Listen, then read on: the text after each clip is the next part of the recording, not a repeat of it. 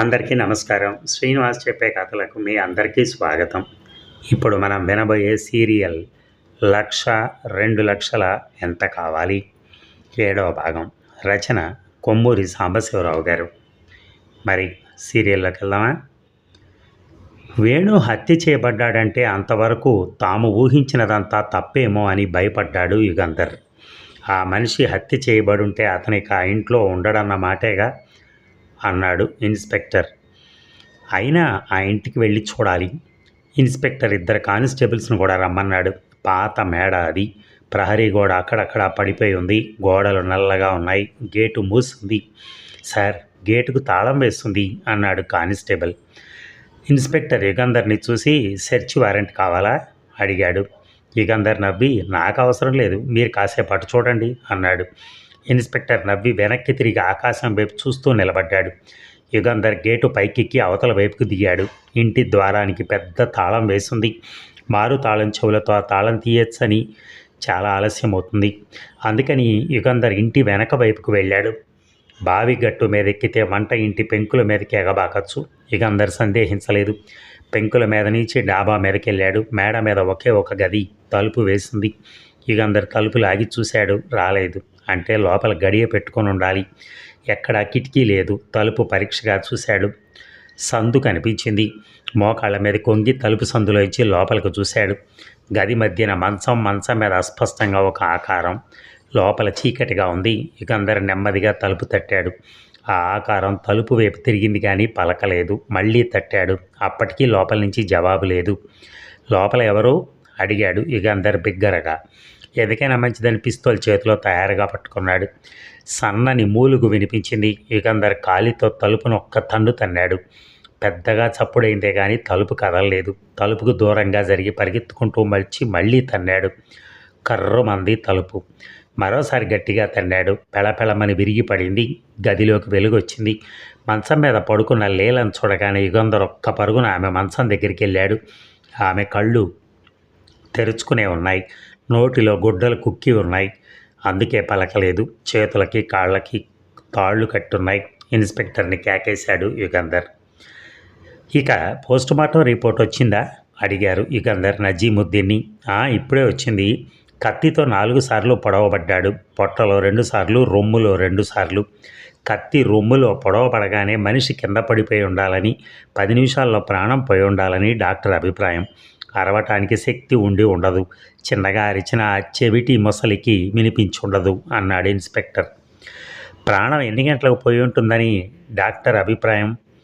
12:30, 1 గంట మధ్యలో. రాజు యుగంధర్ ఒకరి మొహం ఒకరు చూసుకున్నారు.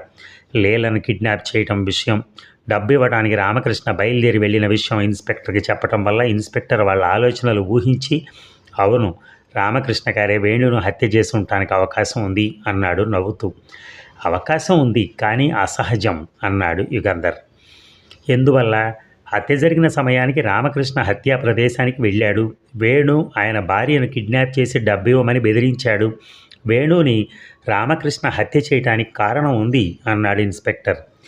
ఏ కారణం వల్లనైతే రామకృష్ణ వేణుకి డబ్బు ఇవ్వదలుచుకున్నాడో ఆ కారణం వల్లే అతన్ని హత్య చేసి ఉండరు. వేణుని హత్య చేస్తే అతని భార్య లీల ఎక్కడ దాచబడిందో ఎలా తెలుస్తుంది? రామకృష్ణ వేణుకి డబ్బిచ్చిన తర్వాత వేణు లీలని ఎక్కడ బంధించి ఉంచింది చెప్పాడు అనుకుందాం. ఆ విషయం తెలిసిన తర్వాత వేణును హత్య చేసి ఉండొచ్చుగా. లీలని ఎక్కడ బంధించింది వేణు చెప్పి ఉంటే లీలను విడిపించడానికి రామకృష్ణ వెంటనే బయలుదేరతాడు. కానీ వేణును హత్య చేయడు. ఇంతకీ రామకృష్ణ ఏమన్నారు అడిగారు యుగంధర్. ఆ ఇంటికి రమ్మని వెయిటింగ్ రూమ్ అటెండర్ ఇచ్చిన ఉత్తరంలో రాసి ఉందని, తను వెళ్ళేటప్పటికి వేణు చచ్చిపడున్నాడని, తను వెంటనే ఆ ఇంట్లోంచి బయటకు వచ్చేశానని చెప్పాడు. యుగంధర్ తల ఊపి, నిజమే అయ్యుంటుంది. హత్య జరిగిన ఇల్లు గురించి ఏమైనా వాకప్ చేశారా? ఆ ఇల్లు ఒక ముసలాది ఖాళీగా ఉందని వేణుకు తెలిసి నిన్ననే అద్దెకి తీసుకున్నాడట. అంటే రామకృష్ణని బ్లాక్మెయిల్ చేయడానికి నిశ్చయించుకున్న తర్వాత ఆ ఇల్లు అద్దెకి తీసుకున్నాడన్నమాట. లీలగారు ఏమైనా చెప్పారా? లేదు, ఆమెకు ఏమీ తెలియదు. ట్యాక్సీ ఎక్కగానే స్పృహ పోయిందట. మళ్ళీ స్పృహ వచ్చేటప్పటికి ఒక ఎయిర్ కండిషనర్ గదిలో ఉందట. తనను ఎవరూ కలుసుకోలేదట. ఆ గదిలో ఉండగా నిద్ర వచ్చిందో స్పృహ పోయిందో తెలియదట. మళ్ళీ కళ్ళు తెరిచేటప్పటికి ఇంకో చోట ఇంకో ఇంట్లో ఉందట. నోట్లో గుడ్డలు ఉన్నాయట. కాళ్ళు చేతులు కట్టేసి ఉన్నాయట. నేను వెళ్ళి విడిపించాను అన్నాడు యుగంధర్. ఇన్స్పెక్టర్ నజీముద్దీన్ దీర్ఘంగా ఆలోచించి ఎయిర్ కండిషన్ గదిలో బంధించాడా అన్నాడు. అవును. ఆ విషయం విన్న తర్వాత నాకు గంగారాం గది జ్ఞాపకం వచ్చింది. లీలను ఎత్తుకుపోయి మొదట అతని గదిలో ఉంచి తర్వాత ఆయన అల్లాబాద్కు తీసుకెళ్ళాడని నా అనుమానం. గంగారాంను అడుగుదామా? చెప్పడు. లీలను తన గదిలో బంధించినట్టు మనకు సాక్ష్యం దొరకలేదని గంగారాంకు తెలుసు. ఎందుకు ఒప్పుకుంటారు అన్నాడు రాజు. యుగంధర్ తల ఊపి ఈ ఊహాగానాల వల్ల ప్రయోజనం లేదు. ఎందుకు అనే ప్రశ్నలకు సమాధానం వెతకాలి. అంటే అడిగాడు ఇన్స్పెక్టర్. వేణు ఎందుకు హత్య చేయబడ్డాడు? ఇన్స్పెక్టర్ నవ్వి బ్లాక్మెయిలర్ కిడ్నాపర్ అయిన వేణు హత్య చేయబట్టంలో ఆశ్చర్యం లేదనుకుంటాను. ఎంతమందికో ఎన్నో కారణాలు ఉండుంటాయి అన్నాడు. అవును, కానీ ఇప్పుడు అతన్ని హత్య చేయడానికి ఎవరికి ప్రత్యేకమైన కారణం ఉంది? అలాగే జవాబులు కనపడని ఇంకా ఎన్నో ప్రశ్నలు ఉన్నాయి. చెప్పండి. యుగంధర్ సిగరెట్ వెలిగించి కుచెల హత్యకు వేణు హత్యకు సంబంధం ఉందా? కుచెలను వేణు హత్య చేసి ఉండాలని మనం అనుమానించాం. వేణుని కుచెల బ్లాక్మెయిల్ చేయ ప్రారంభించిందని అందువల్ల హత్య చేశాడని నిర్ణయించాం. అలా నిర్ణయించటానికి మనకు నిదర్శనాలు కానీ సూచనలు కానీ ఏం లేవు. ఊహించాం అంతేగా అన్నాడు. ఊహించాం అంతేగా అని అన్నాడు. అన్నాడు ఇన్స్పెక్టర్. ఇప్పుడు వేణే హత్య చేయబడ్డాడు. రామకృష్ణ వేణుకు డబ్బిచ్చుంటే ఆ డబ్బు కోసం అతన్ని ఎవరో హత్య చేసుంటారని అనుకోవటానికి ఆస్కారం ఉండేది. మనకు తెలిసినంతవరకు వేణు దగ్గర డబ్బు లేదు కనుక అతన్ని హత్య చేయడానికి వేరే కారణం ఉండాలి అని యుగంధర్ చటుక్కున లేచి కాసేపట్లో వస్తానని ఇన్స్పెక్టర్తో చెప్పి తనతో రమ్మని రాజుకి సంజ్ఞ చేసి బయలుదేరాడు. ఇక నేను ఆఫీస్కి వెళ్తున్నాను, ఎక్కడికి వెళ్ళకు అన్నాడు రామకృష్ణ. లీల చిన్నగా నవ్వి ఈ గదిలోంచి కదలను, సరేనా అంది. రామకృష్ణ మంచం దగ్గరికి వెళ్ళి లీలను చెంప మీద ముద్దు పెట్టుకుని నిన్న నేనెంత గాబరా పడ్డానో నీకు తెలియదు. డిటెక్టివ్ యుగంధర్ సహాయం వల్ల క్షేమంగా వచ్చేశాం కదా, ఎందుకు ఇంకా ఆ విషయం అన్నది లీల భర్త చేతిని తన చేతిలోకి తీసుకుని. రామకృష్ణ లీలను సూటిగా కళ్ళల్లోకి చూసి లీల, నా నుంచి నువ్వేదైనా దాస్తున్నావా అని అడిగాడు. లీల బెదిరిపోయి భర్తను చూసింది. యుగంధర్ తన భర్తకు ఆ ఉత్తరాల గురించి చెప్పాడా? దాచడమా? ఎందుకు అలా అడిగారు? ఆ డిటెక్టివ్ వేణు నిన్నెత్తుకుపోవటానికి ఈ డబ్బు కాకి ఇంకేమైనా కారణం ఉందా అని. ఏముంటుంది? నీకు అతనితో మద్రాసులో పరిచయం ఉండేదా? లేదు. మీకు అనుమానం ఎందుకు కలిగింది? మద్రాసులో నీకు డిటెక్టివ్ యుగంధర్తో పరిచయం ఉండేదిగా. అలాగే. లీల రామకృష్ణ వైపు చూడకుండా ఏదో కేసు సందర్భంలో డిటెక్టివ్ యుగంధర్ నేను పనిచేసిన ఆఫీస్కి వచ్చారు అన్నది మెల్లగా. రామకృష్ణ భార్య చెంప మునివేళ్లతో ఒకసారి నిమిరి వెళ్ళిపోయాడు. రామకృష్ణ కారు స్టార్ట్ అయిన చప్పుడు వినిపించగానే ఆ ఉత్తరాల విషయం ఏమైందో యుగంధర్ని అడగాలనుకుని టెలిఫోన్ చేయడానికి లీల మంచం మీద నుంచి లేచింది. కానీ ఎవరో తన గది వైపు వస్తున్న అలికిడి అయి మళ్ళీ మంచం మీద చతికిల పడింది. ఒంట్లో ఎలా ఉందమ్మా అడిగాడు రాజేశ్వరరావు గదిలోకి రాగానే. కొంచెం నీరసంగా ఉందంతే అంది లీల. పాపం ఆ కుచెల హత్య చేపట్టడం దారుణం కదూ. లీల తల ఊపింది. వదిన, నీ దగ్గర డబ్బు ఏమైనా ఉందా? నా దగ్గర అట్టే ఉండదు. ఎంత కావాలేమిటి? అట్టే అక్కర్లేదు, ప్రస్తుతం ఒక 1000 ఇస్తే చాలు. లీల నవ్వి బాగానే ఉంది, 1000 నయా పైసలు ఉంటాయి కావాలిస్తే అంది. అలాగా అని రాజేశ్వరరావు సిగరెట్ వెలిగించి, అన్నట్టు ఆ ఉత్తరాలు నీకు తిరిగి ఇచ్చేశారా అడిగాడు. లీల చకితురాలై రాజేశ్వరరావును చూసి ఏ ఉత్తరాలు అంది. అవే ఆ ఇంట్లోంచి తీసుకున్నవి, జగన్నాథం రాసినవి. సిగరెట్ పొగలోంచి అతని కళ్ళు మెరుస్తున్నాయి. నువ్వు అంటున్నది నాకు అర్థం కావట్లేదు అని లీల కంగారుగా చూసింది. వాళ్ళలా నేను 10,000 20,000 అడగటం లేదు. ఏమిటి నువ్వు అనేది దబాయించి చూసింది లీల. రాజేశ్వరరావు పక్కపక్క నవ్వాడు. వదిన, ప్రస్తుతానికి 1000 ఇవ్వటం నీకే మంచిది. వీలుగా ఉన్నప్పుడు నీ చేతికి డబ్బు వచ్చినప్పుడు మళ్ళా ఇవ్వచ్చు. మధ్యాహ్నం మళ్ళీ వస్తానని అతని గదిలోంచి వెళ్ళిపోయాడు. ఇక రిజిస్టర్ పోస్ట్లో వేణుకు ఒక కవర్ వచ్చింది. దాన్ని అతనికి ఇచ్చారా అడిగాడు పోస్ట్ మ్యాన్ యుగంధర్. రికార్డ్ చూడాలి. దయచేసి చూసి చెప్పండి. పోస్ట్ మాస్టర్ గుమస్తాకి చెప్పారు. 10 నిమిషాల తర్వాత గుమస్తా వచ్చి మిస్టర్ వేణు తీసుకున్నారు సార్ అన్నాడు. వేణు ఆఫీస్ని బసని పోలీసులు కాపు కాస్తున్నారు. వేణు తన ఆఫీస్కి వచ్చి ఆ రిజిస్టర్ ఉత్తరం ఎలా తీసుకుంటారనుకుని ఆ రిజిస్టర్ ఉత్తరం డెలివరీ చేసిన పోస్ట్ మ్యాన్‌ని పిలుస్తారా? అడిగాడు గంధర్. పోస్ట్ మ్యాన్ డెలివరీ చేయలేదు సార్. మిస్టర్ వేణు ఇక్కడికొచ్చి తీసుకున్నారు అన్నాడు గుమస్తా. ఆ రిజిస్టర్డ్ ఉత్తరం విషయం తను మర్చిపోయాడు. లేకపోతే పోస్ట్ ఆఫీస్ వద్ద కాపు కాయమని ఇన్స్‌పెక్టర్‌కి చెప్పేవాడు. యుగంధర్ పోస్ట్ ఆఫీస్ నుంచి బయలుదేరాడు. కారు వేగంగా వెళ్తోంది. రోడ్డు మీద జనాన్ని గానీ, రోడ్డు పక్కనున్న షాపుల వైపు గానీ చూడటం లేదు. తీవ్రంగా ఆలోచిస్తున్నాడు. ఆ రిజిస్టర్ కవర్ తీసుకోవటానికి వేణు పోస్ట్ ఆఫీస్కి వెళ్ళాడు. ఎందుకు? అతని కోసం పోలీసులు వెతుకుతున్నారని, కుచిల హత్య సందర్భంలో అతన్ని పట్టుకోవడానికి కాచుకున్నారని వేణుకు తెలియటం వల్ల ఆఫీస్ ప్రాంతాలకు కానీ, బస ప్రాంతాలకు కానీ వెళ్ళలేదు. కానీ ధైర్యం చేసి పోస్ట్ ఆఫీస్కి వెళ్ళి రిజిస్టర్ కవర్ తీసుకున్నాడు. అంటే అది చాలా ముఖ్యమైంది, అవసరమైంది అయి ఉండాలి.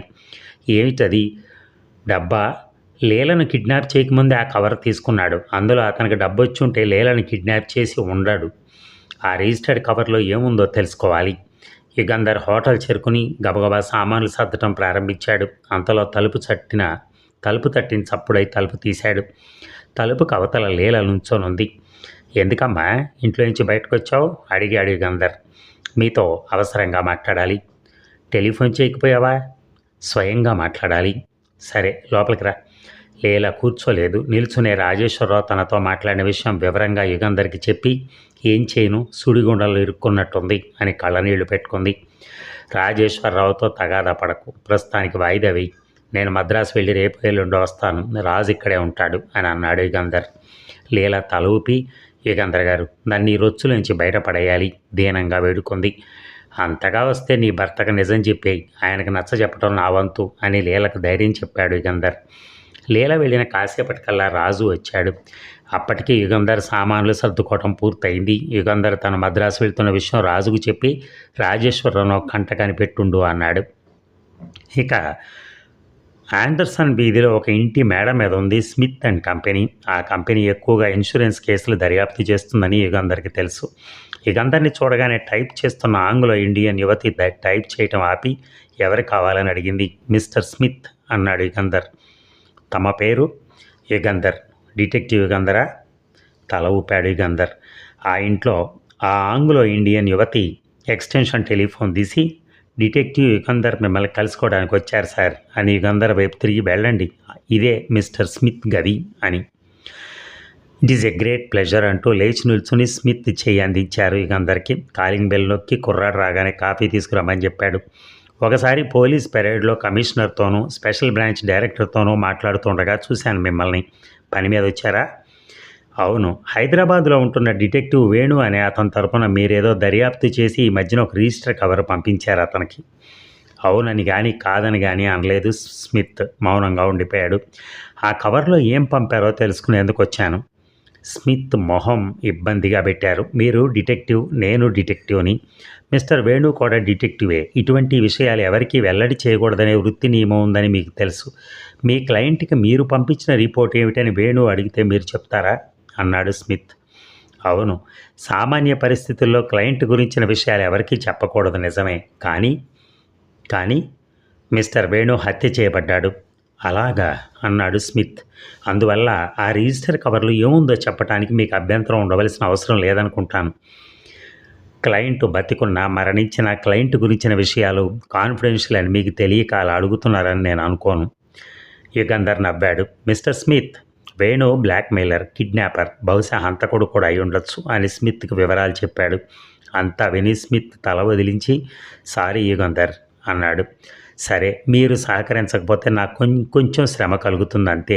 డిటెక్టివ్ ఇన్స్పెక్టర్ స్వరాజ్యరావుని తీసుకురావాల్సి వస్తుంది. పోలీసులు అడిగితే చెప్పక తప్పదనుకుంటాను అన్నాడు యుగంధర్ లేచి నిలబడి. కూర్చోండి యుగంధర్, ఆ రిపోర్ట్ మీకు చూపిస్తాను, కానీ ఒక షరతు. ఏమిటి? ఈ కేసు కోర్టుకి వెళ్ళినప్పుడు మా కంపెనీ పేరు బయటికి రాకూడదు. సరే. స్మిత్ ఇనప బీరువా దగ్గరికి వెళ్ళి తాళం తీసి అందులోంచి ఒక ఫైల్ తీసుకొచ్చి, మేము అతనికి పంపించిన రిపోర్ట్ ఇదే అని ఫైల్ తెరిచి యుగంధర్కి ఇచ్చాడు. యుగంధర్ చకచక ఆ రిపోర్ట్ చదివాడు. దయచేసి ఈ రిపోర్ట్ కాపీ ఒకటి నాకు ఇస్తారా? స్మిత్ టైపిస్ట్ని పిలిచి కాఫీ టైప్ చేసి తెమ్మన్నారు. యుగంధర్ స్మిత్ అండ్ కంపెనీలో ఆఫీసులోంచి బయటికి నడిచాడు. ఇక ఏమమ్మా వదినా, డబ్బు తయారుగా ఉందా అడిగాడు రాజేశ్వరరావు లీల గదిలోకి వెళ్ళి. నా దగ్గర ఇప్పుడు అంత డబ్బు లేదు, మీ అన్నయ్యని అడిగి తీసుకోవాలి అంది లీల. అది ఇప్పుడు అయ్యే పని కాదు కానీ అన్నయ్యను నువ్వు ఇంత డబ్బు అడిగితే ఎందుకని అడుగుతాడు అనుమానం కలుగుతుంది. మరి అయితే ఏం చేయమంటావు? నీ నగలున్నాయిగా. లీల రాజేశ్వరరావుని కోపంగా చూస్తూ మీ అన్నయ్య అడిగితే అంది. తెగిపోయిందనో బాగు చేయడానికి ఇచ్చానో చెప్పు. లీల బీరువా తెరిచి ఒక బంగారు గొలుసు తీసి రాజేశ్వరరావు మీదకి గిరాటేసి తీసుకో అంది. రాజేశ్వరరావు నవ్వి ఆ గొలుసు మంచం మీద పడేసి సుల్తాన్ బజార్లో పాన్ బ్రోకర్ ఉన్నాడు, వెళ్ళి తాకట్టు పెట్టి డబ్బు తీసుకురా అన్నాడు. నువ్వే వెళ్ళు. నీ గొలుసు నేను తీసుకెళ్ళి తాకట్టు పెడితే తర్వాత నా మీద దొంగతనం నేరం మోపుతావు. లీల రాజేశ్వరరావు నిప్పులు కక్కుతూ చూస్తూ నేను ఇంట్లో నుంచి అప్పుడప్పుడే కదలటానికి వీల్లేదు. ఏ? ఆయన రావచ్చు. ఇప్పుడప్పుడే రాడాయన.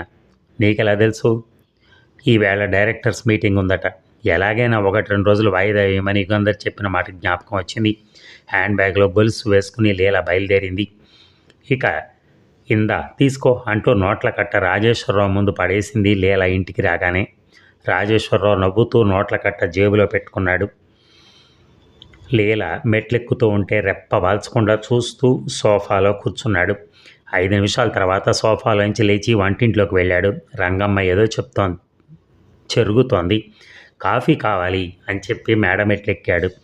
తలుపు దగ్గర ఎవరో కదిలిన చప్పుడు అయ్యేసరికి లీల చటక్కన అడు తిరిగింది. రాజేశ్వరరావును చూసి ఎందుకొచ్చావు? లేచి కూర్చుంటూ అడిగింది కోపంగా. పడుకో లేవనవసరం లేదు. ఎందుకొచ్చావు? ఊరికనే. ఆ డబ్బు తీసుకుని తాగటానికి ఏ బారుకో పోక ఇంకా ఇంట్లో ఉన్నావే? రాజేశ్వరరావు నవ్వాడు. నీకు కోపం వచ్చినప్పుడు నీ చెక్కిళ్ళు ఎర్రబడి గడ్డం మొనతేలి కళ్ళు జేవురిస్తాయి తెలుసా? అయితే అడిగింది లీల పమిట ఒళ్ళంతా కప్పుకుంటూ. చాలా అందంగా ఉంటావు అన్నాడు.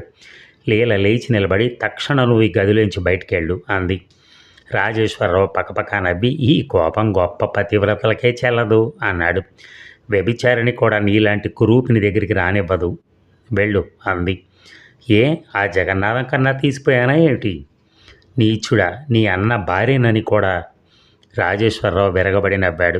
ఎక్కడి నుంచో ఎవతినో అన్నయ్య తెచ్చిపెట్టుకుంటే సీతాదేవిని చూసినట్టు చూడాలా? పిచ్చి పిచ్చి వేషాలు ఏకు మంచిగా అంటూ మంచం దగ్గరికి వెళ్ళాడు రాజేశ్వరరావు. ముందుకు అడుగు వేసావంటే ఏం చేస్తావు? అరుస్తావా? అన్నయ్యకి చెప్తావా? చెప్తే నీకు జగన్నాథానికి ఉండే సంబంధం బయట పెడతా.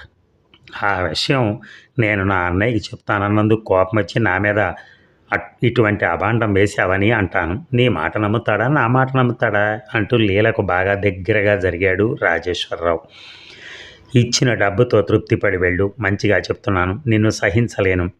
నీ మొహం చూస్తేనే నాకు వాంతి వస్తుంది. మీ అన్నయ్యకి కాదు కదా, నువ్వెవరికి చెప్పుకున్నా సరే.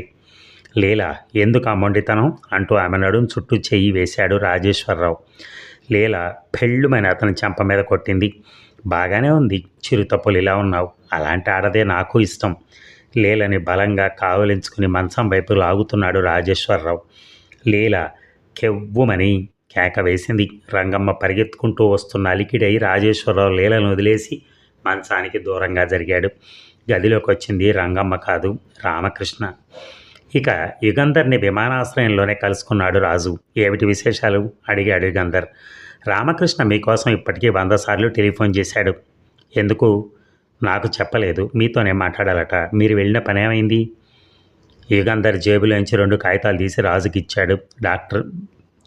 రాజు చదవటం ప్రారంభించాడు. మిస్టర్ వేణు, మీరు కోరిన విషయం దర్యాప్తు చేశాం. పోలీస్ రికార్డుల్లోంచి ఆ కేసుకు సంబంధించిన వివరాలు సేకరించాం. ఆ వివరాలు విపులంగా వ్రాసి పంపుతున్నాం. ఈ స్మిత్ ఎంక్వైరీ ఏజెంట్, మద్రాస్. ప్రముఖ పారిశ్రామికుడు, వ్యాపారస్తుడైన శ్రీ జగన్నాథ్ గారికి 20 సంవత్సరాల క్రితం వివాహమైంది. విజయవాడలో ప్రముఖ కలప వ్యాపారస్తుడు శేషయ్య గారి కుమార్తె కనకదుర్గను వివాహం చేసుకున్నాడు. కనకదుర్గ ఒక్కతే శేషయ్య గారికి సంతానం. జగన్నాథ్కి పెద్ద కట్నం ఇచ్చారు. అంతేకాక శేషయ్య గారి మరణానంతరం ఆయన ఆస్తంతా జగన్నాథ్ భార్య కనకదుర్గకే సంక్రమించింది. ఆ డబ్బుతోనే జగన్నాథ్ స్వంతంగా వ్యాపారం ప్రారంభించాడు. తెలివైనవాడు, వ్యాపార దక్షత ఉన్నవాడు కావటం వల్ల బాగా లాభాలు సంపాదించాడు. ఎన్నో పరిశ్రమలు స్థాపించాడు. బహుకొద్ది కాలంలో ప్రముఖ పారిశ్రామికవేత్తగా పేరు సంపాదించాడు. ఇక కనకదుర్గమ్మ గారి మరణం గురించిన వివరాలు. కనకదుర్గమ్మకి అప్పుడు 48 సంవత్సరాలు. అప్పటికే 5-6 ఏళ్ళుగా ఆమె ఆరోగ్యం బాగాలేదు. రక్తపోటు, డయాబెటీస్తో బాధపడుతూ ఉండేది. కనకదుర్గమ్మ పాండిచ్చేరిలోని అరవింద్ ఆశ్రమానికి వెళ్ళాలనుకుంది. జగన్నాథ్ పనుండి భార్యతో వెళ్ళలేకపోయాడు. పార్వతి వెళ్తానంది. తెల్లారగట్ట 5 గంటలకి షవర్లీ కారులో పార్వతి, కనకదుర్గ బయలుదేరారు. పార్వతి కారు డ్రైవ్ చేసింది. ఆ షవర్లీ కారు ప్రమాదానికి లోనైందని మద్రాసు పోలీసులకు 11 గంటల ప్రాంతాలలో రిపోర్ట్ వచ్చింది. వెంటనే ఆ విషయం జగన్నాథ్కి తెలిపారు. జగన్నాథ్ ఇంకో కారులో బయలుదేరి వెళ్ళాడు. తిండివనానికి 6 మైళ్ళ దూరంలో షవర్లీ కారు రోడ్డు పక్కనున్న గుట్ట మీదకి వెళ్ళి కింద ఉన్న పెద్ద కాలువలో పడిపోయింది. కారు తలకిందులైపోయింది. కనకదుర్గ మరణించింది. పార్వతికి కొద్దిగా గాయాలు తగిలాయి. కారు డ్రైవ్ చేస్తున్న పార్వతి కొద్ది గాయాలతో తప్పించుకోవటం, ఆమె పక్కన కూర్చున్న కనకదుర్గ మరణించడం పోలీసులకు వింతగా అనిపించింది. అంతేకాదు, కారు రోడ్డు మేంచి కాలువలో పడిపోవడానికి తగిన కారణం కనిపించలేదు. అందువల్ల పోలీసులకు అనుమానం కలిగి పార్వతిని తరిచి ప్రశ్నించారు.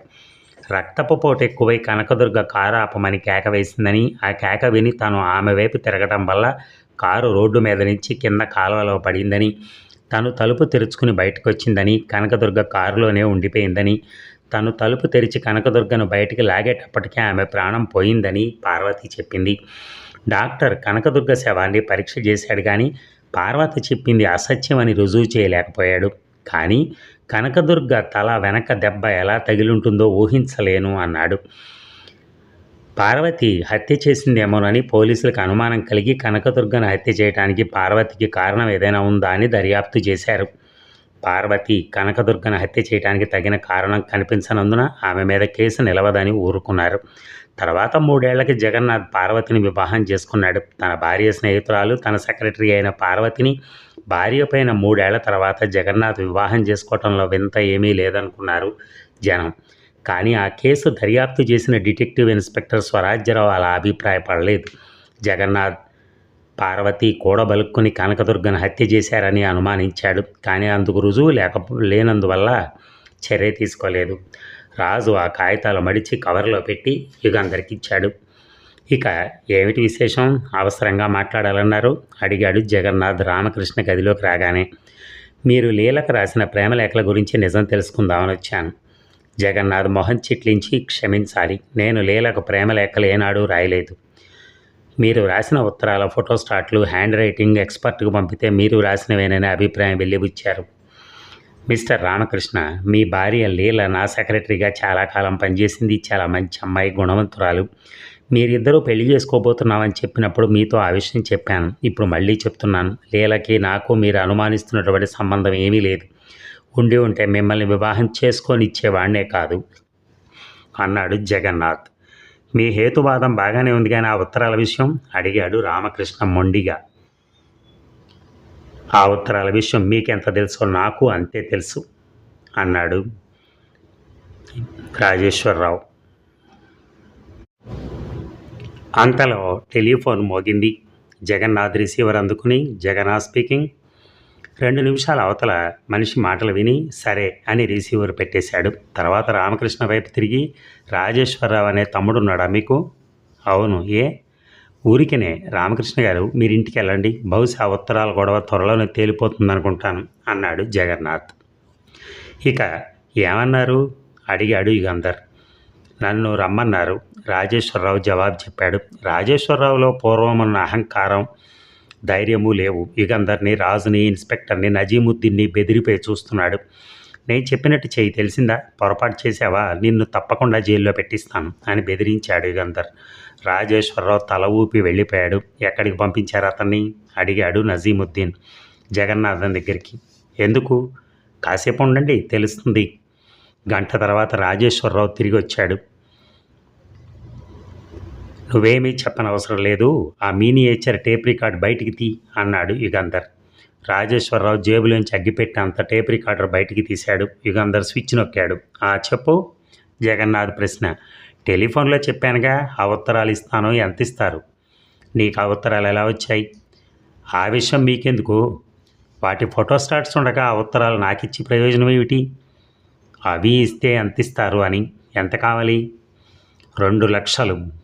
నీకు చిల్లి కానీ ఇవ్వను. గెట్ అవుట్ జగన్నాథ్ కోపంగా అన్నాడు. పోలీసులకు ఇచ్చేస్తాను. రాజేశ్వరరావు బెదిరింపు. వెళ్ళు, త్వరగా ఇవ్వు. నేను డిటెక్టివ్ అందరికి టెలిఫోన్ చేస్తున్నాను. త్వరగా గెట్ అవుట్. రికార్డింగ్ అయిపోయింది. రాజేశ్వరరావు మొహం వేలేసి యుగంధర్ని చూస్తున్నాడు. యుగంధర్ చటక్కన రిసీవర్ తీసుకుని, హలో జగన్నాథ్ గారు, నా కోసం హోటల్కి టెలిఫోన్ చేశారా? నాతో మాట్లాడాలా? సరే, హోటల్కి రండి, మీకోసం కాచుకుంటాను. దయచేసి నాతో మాట్లాడబోయే విషయం గురించి ఎవరికి చెప్పకండి అని రిసీవర్ పెట్టేసి రాజు వైపు చూశాడు. రాజు తల ఊపి లేచాడు. జాగ్రత్త రాజు. రాజు నవ్వి, ఒక ఆడదాన్ని కలుసుకోవటానికి వెళ్తూ భయపడాలా? అవసరమైతే పిస్తోల్ కాల్చు, వెనకాడకు, నీ వెనకే ఉంటారు ఇన్స్పెక్టర్ నజీముద్దీన్ కూడా అన్నాడు యుగంధర్. మరి ఈ భాగం ముగిద్దాం. ఆఖరి భాగంతో ఇంకొక 2 అవర్స్లో మనం కలుద్దాం. Thank you.